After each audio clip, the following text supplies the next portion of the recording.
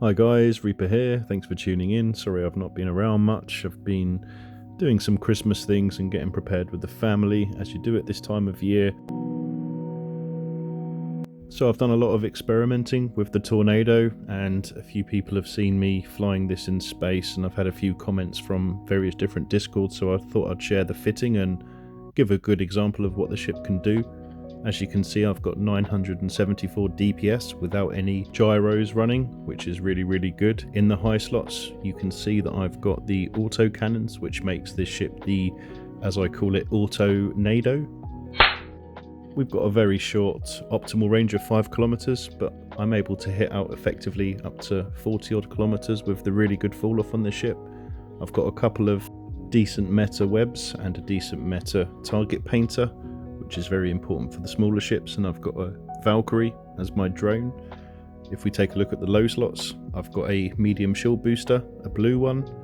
I've got a large afterburner. This is quite key for the builders. I'm able to get speeds of up to around 1.5 kilometers per second, and that's without the blue. I've got a C-type capacitor battery, also very important on this build, and I've got 2 of the C-type adaptive invulnerability fields.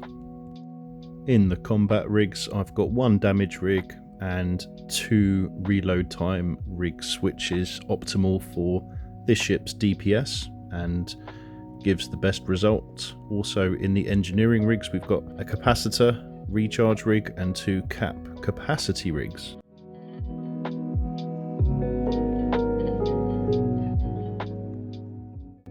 We can see here I'm doing 948 DPS from my cannons, and I'm doing 26 DPS from my drones, almost 1000 DPS there.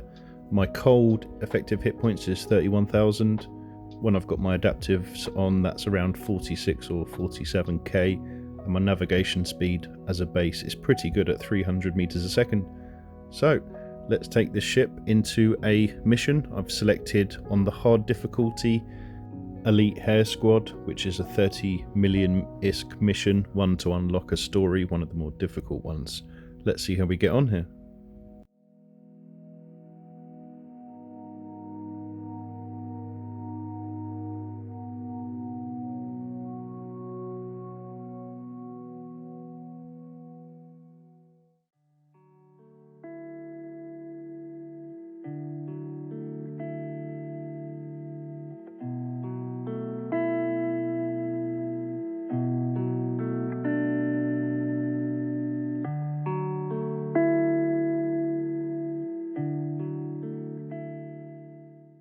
As we can see, at a distance we're taking out those frigs pretty quickly, so generally speaking with this build I've got some pretty high speed, and if I'm able to keep my capacitor battery going, I can pretty much shield boost indefinitely and pulse my afterburner.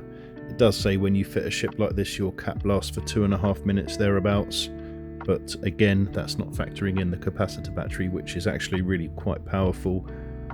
Very similar fit in the low slots to my Cyclone. However, instead of having that ballistic control, or in this case a gyro, I'm using that capacitor battery to give me the reliable cap I need, as the large sized afterburner is quite thirsty for capacitor.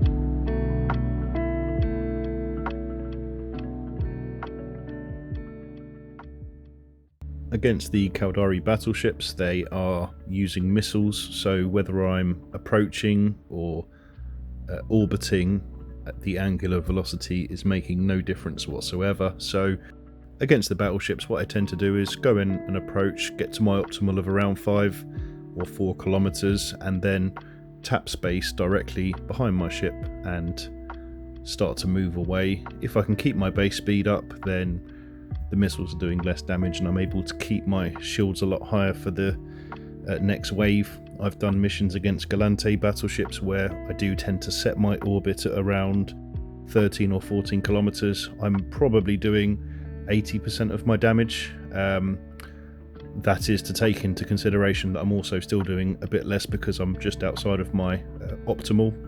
My skills for the auto cannons are 4-4 and 4-3 respectively for the operation and upgrade, so lots and lots of room for improvement there.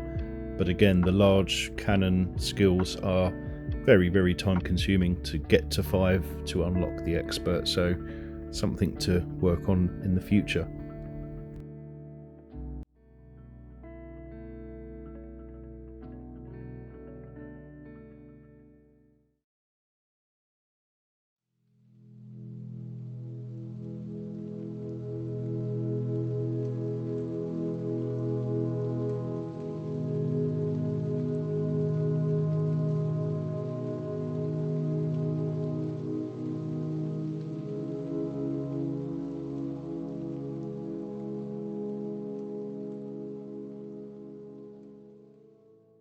Okay, so this wave's popped right on top of me, but it's not too much to worry about. I can look at their vector, where they've popped, and then burn away using my afterburner and move at tremendous speeds.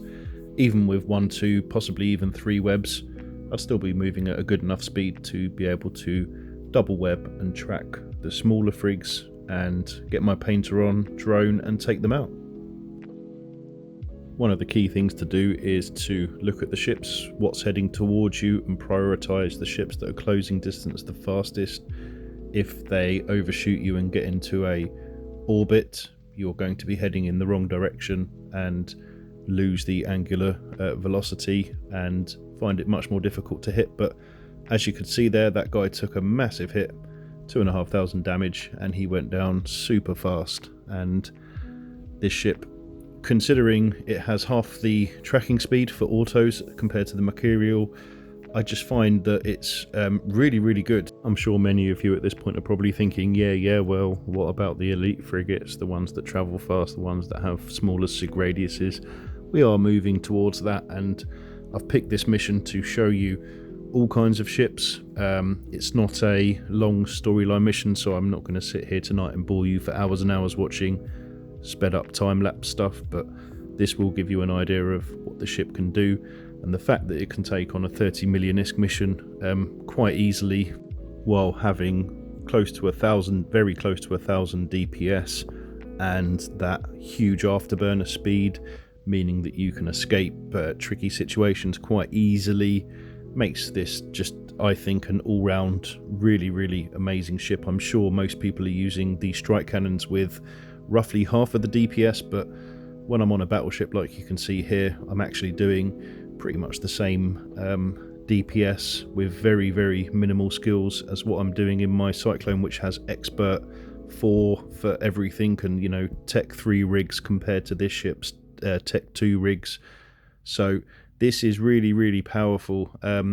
You do have to treat it with a bit of care. Yes, it's got some effective hit points, but it's, again, not pulling back a massive amount of shield, and you can't actively tank too much at one time, so you've got to use a bit of skill.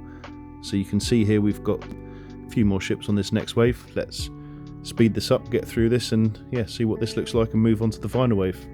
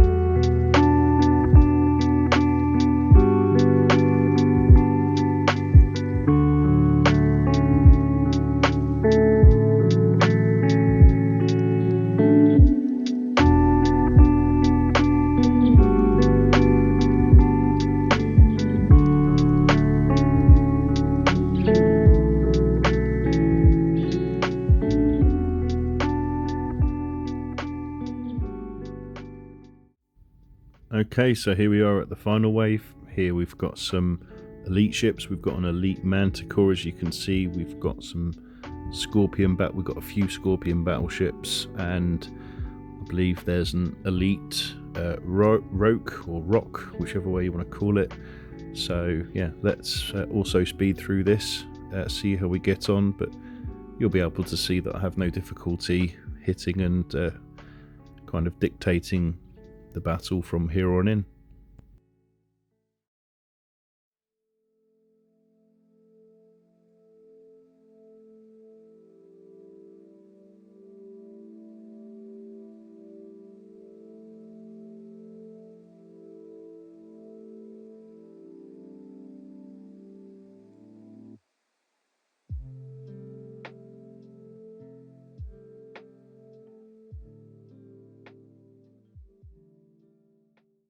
Okay, that got a little bit too tasty for me there. I've taken quite a bit of damage, gone into my armour ever so slightly, so doing the sensible thing and burning away to warp out to a station which is only 2 AU away and enable me to repair, get my shields back up and my capacitor back up, and yeah, go back in and continue with the fight. Always the sensible thing to do, and it's always a bonus when there's a station in system.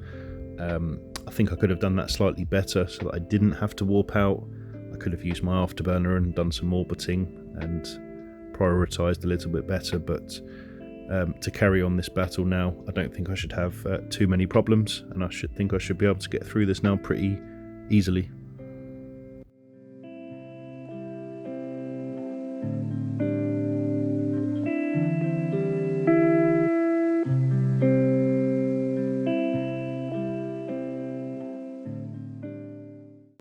So it looks like I've got this fight pretty much under control now. My shield is remaining fairly stable. Get these last 2 blackbirds down. I don't think I need to overdo this by showing you me killing all these battleships, but I'd like to thank you for watching this video, and I wish everybody a very Merry Christmas. Thanks for watching. Bye.